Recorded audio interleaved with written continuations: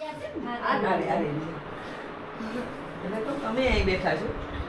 ધૈર્યન મમ્મીના નાનીમાં, મામી, ધૈર્યન બેન, માધવ, સાસુમાં,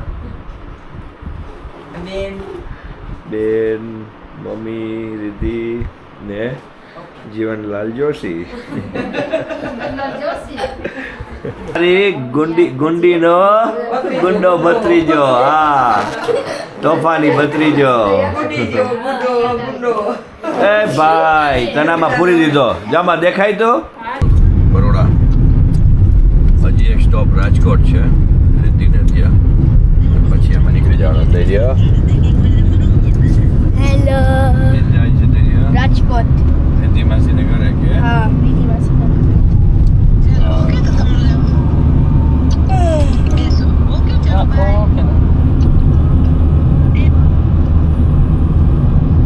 થઈ ગયું ચાલુ.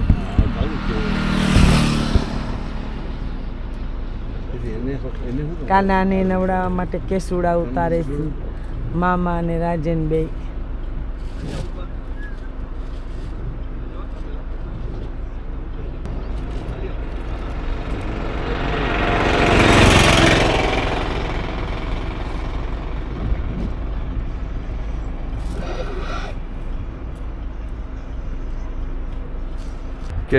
કેસુડો. હા વાંધો ને, ફેંકી દો નીચે, નહીં તૂટે. ફેંકી દો, એ નહીં તૂટે. નબુ મામાએ કેસુડા ભેગા કર્યા ભાઈ આજે.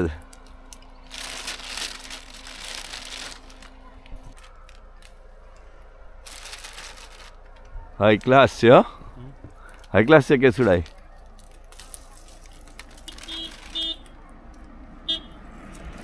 આ કેસુડાથી ને હું હોળી રમ્યો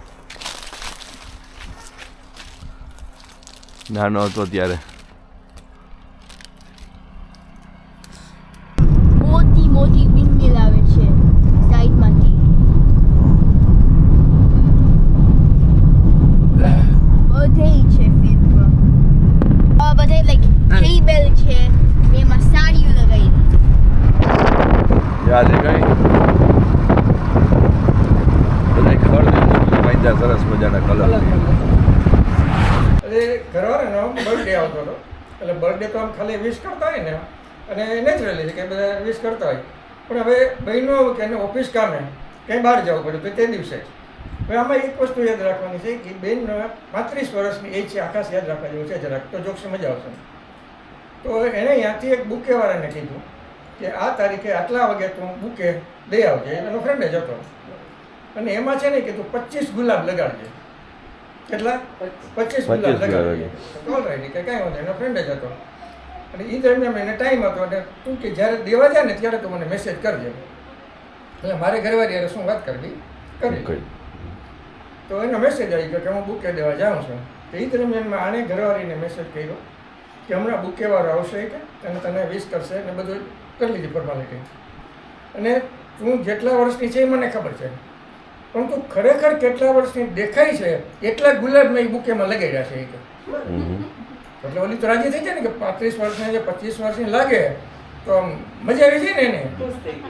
એટલે એ વાત થઈ ગઈ પૂરી. પછી બુકે મળી ગયા, બધું થઈ ગયું. કે આખા દિવસ દરમિયાન ગયો કે પણ ફોન ના આવ્યો કંઈ. વિચાર કરે કે આને કંઈ ગયું ને શું થયું, કાંઈ ફોન ના આવ્યો આખા દિવસમાં, શું હશે કે. આખો દિવસ તો પસાર થઈ ગયા, રાત પડી ગઈ. બીજો દિવસ થયો, બીજે દિવસે એને ડાયવોર્સની નોટિસ મળી. તો ચૂપચાપ થઈ ગયો કે મેં એવું શું ખોટું કર્યું કે મને ડાયવોર્સની નોટિસ મળે. તો પછી તપાસ કરતાં ખબર પડી કે તે દિવસે ફૂલવાળાને અહીંયા છે ને એ કાર્ય ફ્રીની યોજના હતી, એટલે એને 50 ગુલાબ લગાડ્યા હતા. 25 કરી દીધા. ઓય બા, ઓલેની તો લાઈફ બગડી ગઈ. ઓલી કે હું 35 ની છું, 50 ની લાગવા માંડી. ઓહ,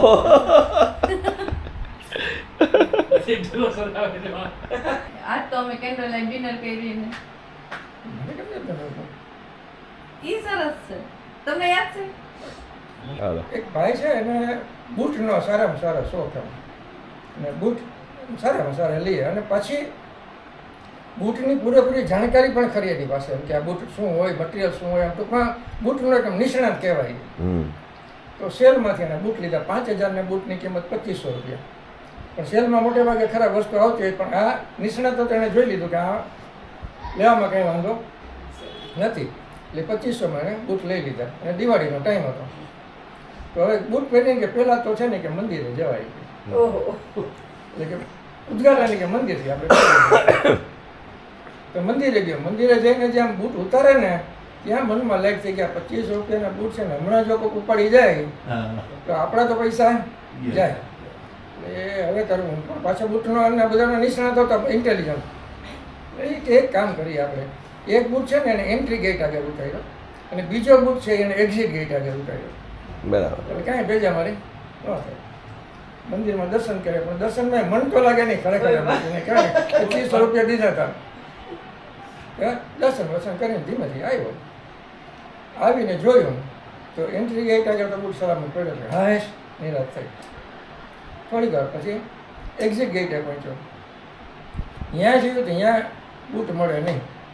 બધી બાજુ પંપડી લીધું, જ્યાં ઉતારે ત્યાં એક પણ બૂટ મળે નહીં. પછી તો થાકી ગયો કે હવે શું કરવું, આ તો ગયો બૂટ. એટલે પછી આપણે વાત કરી ને કે આ બધાનો નિષ્ણાત હતો. એટલે એનો એક મિત્ર હતો ઝાલા, જે બૂટ બનાવવાનું જ કામ કરતો હતો. હાલે ગયા ઝાલા પાસે પૂગી જવાય કે એને ગયો ને ઓલા ઝાલાને બૂટ બતાવ્યું કે આ મારું બૂટ છે ને મારે આવું ને આવું બીજું બનાવવું છે. ઓલા બૂટવાળાએ જોઈ લીધું કે આ તો બની જાય, નેચરલ છે, આમાં કાંઈ કહેવાની જરૂર નથી કે થઈ જશે તારી. કે કેટલા રૂપિયા થશે? તો કે 1000 રૂપિયા થશે. તો કાલે 1000 રૂપિયાના બૂટ તારી પાસે રાખી ગયો. ક્યારે લેવા આવું? તો કાલે આવજો લઈ જાજો. કાંઈ વાંધો નહીં. બીજે દિવસે સવારે કાંઈ બૂટ લેવા ગયા.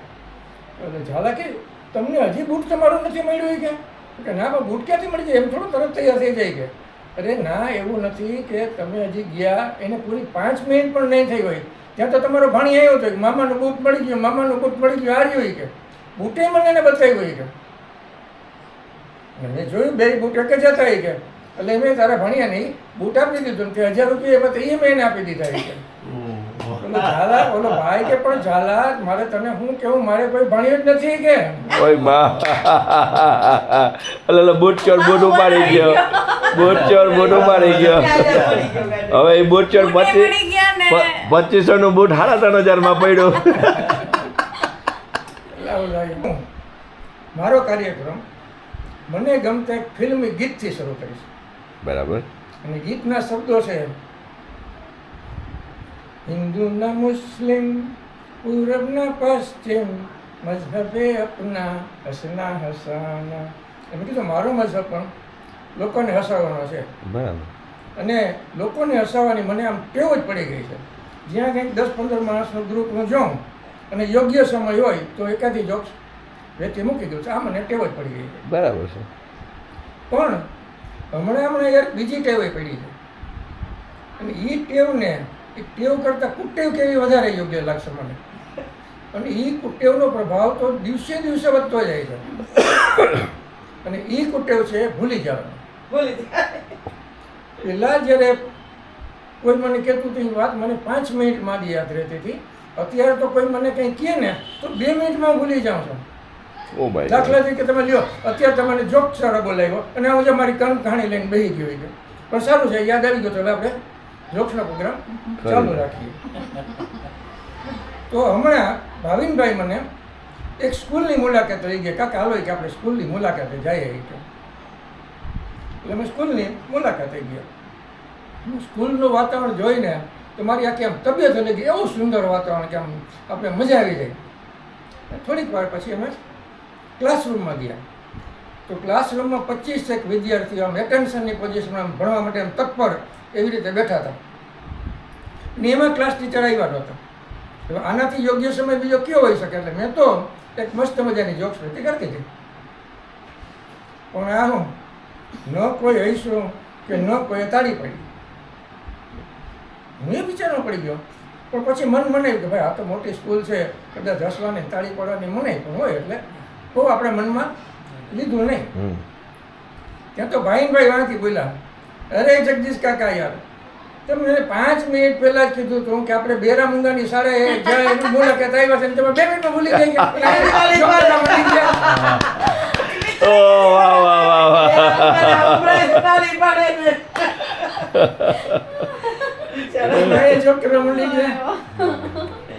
આ મારી પોતાની બનાવેલી જોક છે વાંચેલી નથી આહા શું વાત છે બાકી બધી કીધેલી ક્યાંક સાંભળી હોય કે ક્યાંક વાંચી હોય બરાબર છે સુરતથી આમાં કોણ દેખાય? બતાવ ચાલ ડ્રોઈંગ કમ્પ્લેન ગઈ કે પોતાનું લેસન નથી કરતો બીજાને લેસન કરાવવા બેહી જાય ડ્રોઈંગ બહુ ગમે મારી જેમ હોશિયાર ડ્રોઈંગ બહુ ગમે આરવને લે હા પછી અમે આરવને ડ્રોઈંગ છે વાવ મસ્ત બનાવ્યા ડ્રોઈંગ તો ઓ BMW બનાવ્યું કઈ વાંધો નહીં પણ તું તો બનાવે તને સ્ટડીમાં શું ગમે મેથ્સ ગમે વાવ તો તું શું બને તાર શું કરવું છે મોટો થઈને ગુજરાતી મીડિયમ છો ભલે ભલે હા ભલે ગણિત કીધું કઈ વાંધો નહીં ગણિત ગણિતમાં તને શું ગમે એ તો કે ગણિતમાં એટલે તું મોટો થઈને શું બનીશ એકાઉન્ટન્ટ બનીશ બિઝનેસ બિઝનેસમેન તો તું રિલાયન્સ ને જેવું મોટી બિઝનેસ કરવો ને આપણે હે ને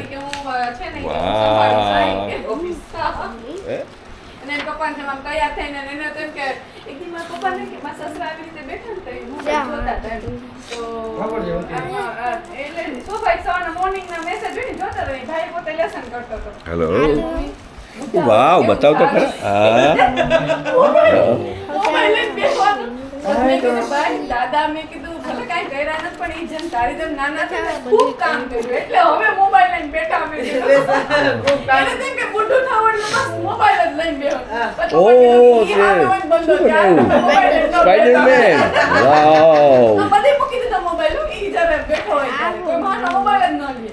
મોટો રિક્ષા ટેસ્લા બનાવી નહીં તે નથી આવડતી એ તને છે તું જેમ આ બનાવે ને હેલો પાણી પીવા આવ્યો એ કે કપ નથી હવે મારી પાસે બેસ્ટ સોલ્યુશન છે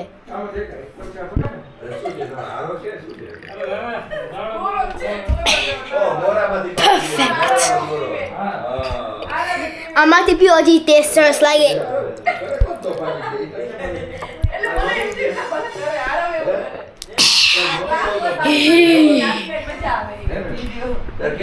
કાજુ કતરી ખાધી કે નથી ખાધી જોરદાર ફરાર કર્યો કાજુ કતરી ખાધી ને મજા આવી ગઈ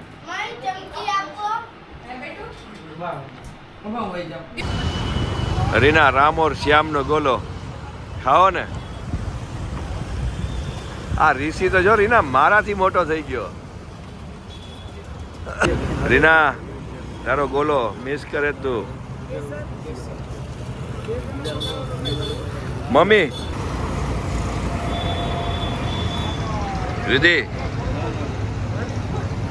રીના